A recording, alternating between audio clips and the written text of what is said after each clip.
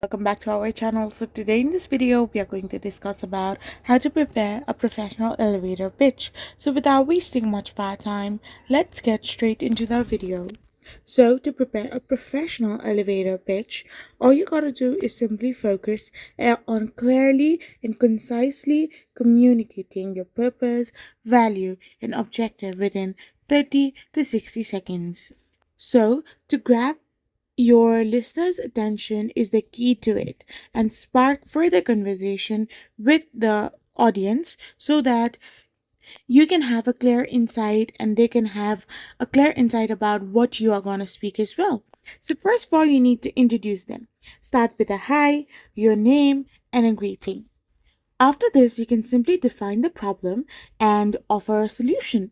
So once you do this, people will get intrigued and they will quite listen to your pitch. Now, state your USP, which is a unique value proposition, or you can simply selling point of that particular pitch. After this, you can simply call for action and then end your pitch by connecting it with further scenarios, and then you can simply have a professional elevator pitch conducted.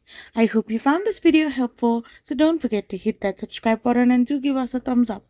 We will be back again with more informative videos. Thank you for watching.